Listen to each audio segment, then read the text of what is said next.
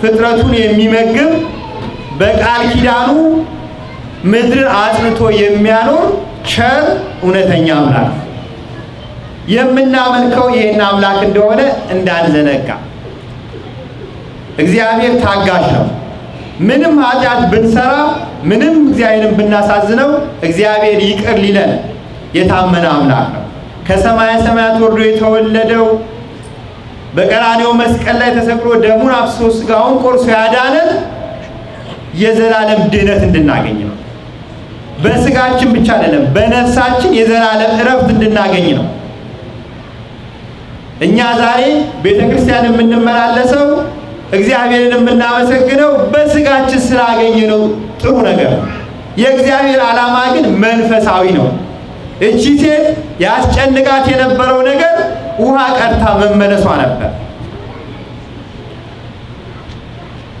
እግዚአብሔር ግን የፈለጋት እግዚአብሔር የጠራት እግዚአብሔር የተከተላት ግን ለምን ነበር?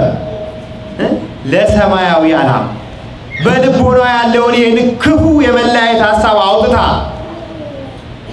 ሕዝብና አሕዛብ አንድ እንደሆኑ አምና ለሌሎቹ ደግሞ እንድታስተምር ነው የተላከችው።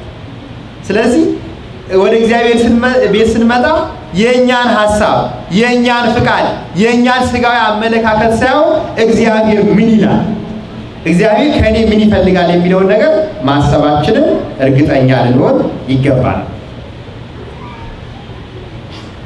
እግዚአብሔር በቃል ኪዳኑ ነው ያኖረን። በዚህ ሰሞን ስለ ቃል ኪዳን የምንማርበት ወቅት ነው።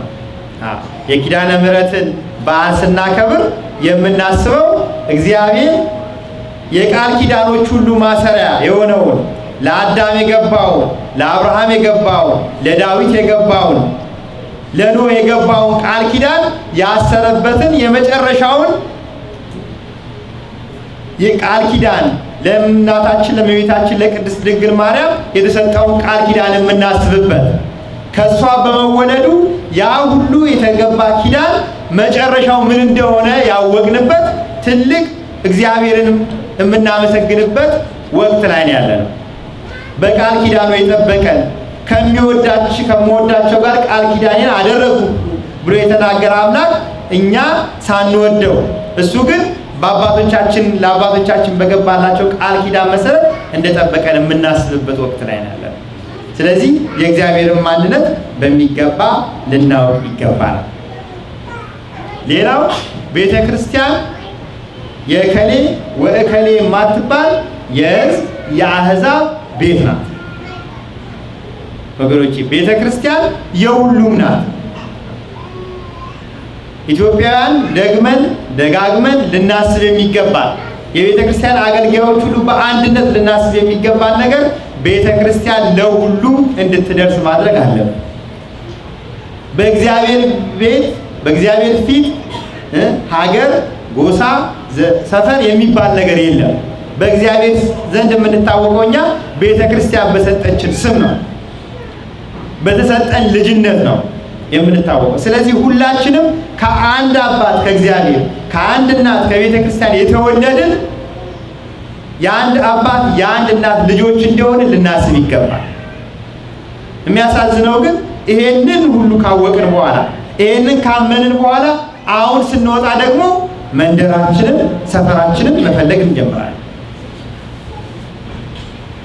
ስንጠየቅ ግን እነ እከሌ ናቸው ዘረኞች፣ እነ እከሌ ናቸው ጥፋተኞች እንላለን። እያንዳንዳችን ግን ዛሬ እውነት ሁሉም የሰው ልጅ አንድ ነው ብለን እናስባለን፣ እኩል ነው ብለን እናስባለን።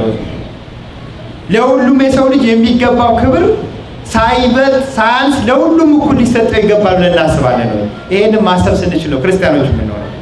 ያለበለዚያ በክርስትና ስም የምንነግድ ሌሎች ዘረኞች ነን። በእግዚአብሔር ፊት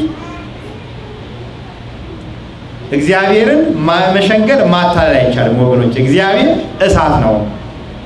እግዚአብሔር ስሙን ለሚጠሩት ስሙን አክብረው ለሚጠሩት ሕይወት የሚሰጥ ሕይወትን የሚባርክ እሳት ነው።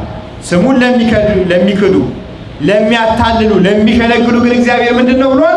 አባ ሕርያቆስ የሚባላ እሳት ነው። የእግዚአብሔርን እሳትነት አውቀን ልንመላለስ ይገባል። ሌላው ወደ ቤተ ክርስቲያን ከመጣን በኋላ ወገኖች የኛን አስተሳሰብ የኛን እልህ የኛን ህይወት ከዓለም ያመጣነውን ፍልስፍና ጥለን ነው መሄድ ያለብን። የከዚህ ሴት ህይወት የምንማረው እንስራ ይዛ ነበር የመጣችው። እንስራዋን ተሸክማ ግን አልሄደች። ምንድን ያደረገችው? እንስራዋን የጣለችው ጌታ እግር ስር አስቀምጣ ሄደችው። መቼ ነው እኛ እስቲ የምናውቀው በዓለም ያለንን ፍልስፍና የምናውቀውን ዕውቀት ያለን አመለካከት እዚህ ጋር ጥለን እግዚአብሔር ምን ይላል?